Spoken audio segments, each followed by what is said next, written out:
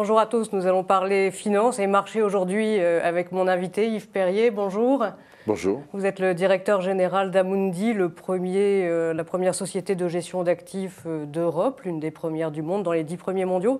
Cette semaine, on a parlé de vous puisque vous êtes entré en négociation exclusive pour racheter Pioneer, qui est aussi un gros gestionnaire d'actifs. Vous qui comptez déjà plus de 1000 milliards d'euros d'actifs sous gestion, à quoi ça sert de continuer cette course à la consolidation, à la taille? Alors, la taille n'est pas un objectif en soi, vous avez raison. La taille est importante dans le métier de la gestion d'actifs, comme celui de l'industrie financière en général,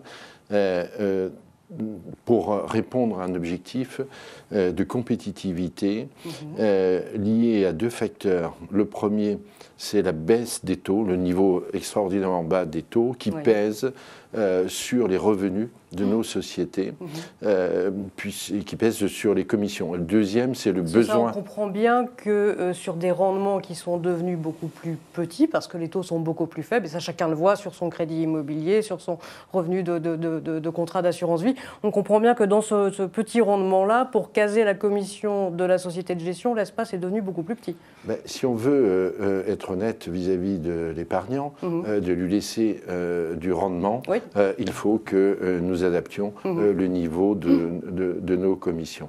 Il y a aussi le besoin d'investissement technologique pour répondre à des défis comme celui du digital. L'industrie de la gestion aussi, c'est une industrie de coûts fixes. Donc la taille permet de bénéficier d'économies d'échelle et au fond d'avoir un coût de revient bas. Et ce coût de revient bas, il est bénéfique aux clients. Cela étant, si vous voulez, on est dans un métier où je pense qu'il y a de la place pour de grandes sociétés qui offrent toute une gamme de solutions d'épargne et d'investissement, mais aussi des sociétés plus petites ou des boutiques, comme on dit, qui spécialisées dans des classes d'actifs, dès lors qu'elles ont à leur tête des gérants talentueux et entreprenants.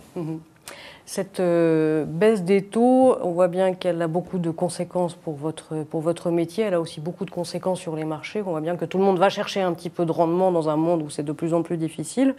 Et du coup, tout le monde se précipite peut-être sur les mêmes actifs. Est-ce qu'on est en train de créer des bulles sur les marchés financiers? Alors, la valeur d'un actif est complètement est très corrélée à son taux d'actualisation, c'est-à-dire au taux d'intérêt. Donc la baisse des taux d'intérêt a engendré une augmentation de la valeur de l'ensemble des classes d'actifs.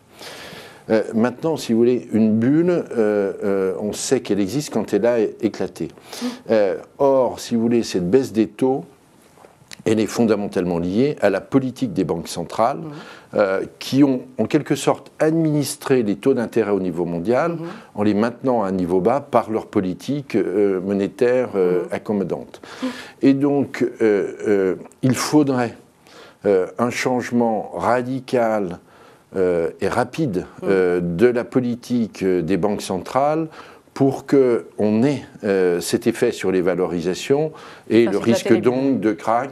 Ça me paraît peu probable, car les banques centrales sont très conscientes des risques associés au contexte de marché actuel, et aussi très conscientes à la situation de faible croissance et de haut niveau d'endettement de tout l'ensemble d'États qui ne leur permettrait pas de faire face à une remontée brutale des taux. Oui, tout doit être fait pour éviter ça.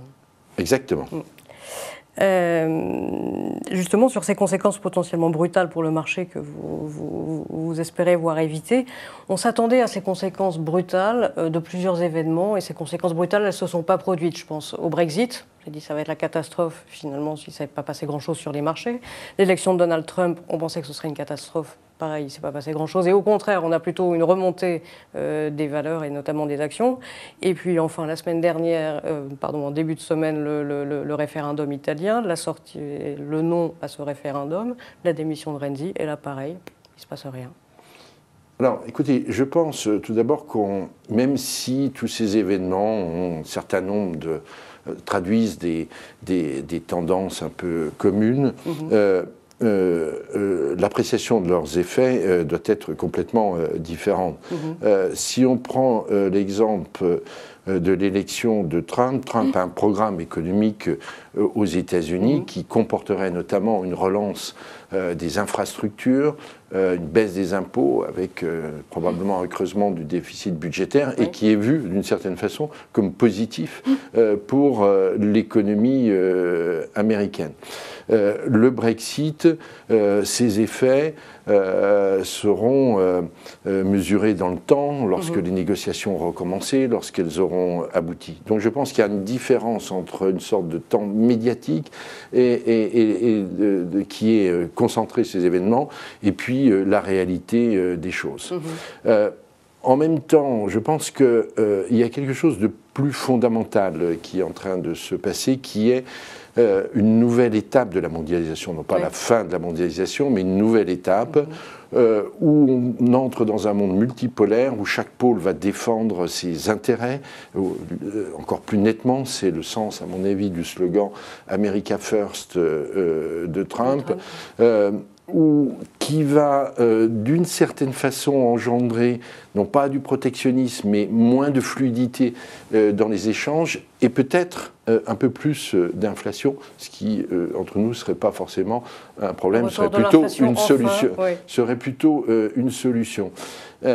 Et la question, en fait, va être pour l'Europe. L'Europe doit, dans ce contexte-là, davantage s'affirmer en puissance qui défend ses intérêts et pas simplement comme un grand marché.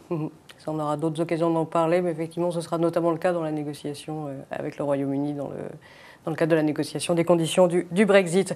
Merci beaucoup Yves Perrier pour toutes ces explications très claires. Merci beaucoup. Très bonne journée à tous.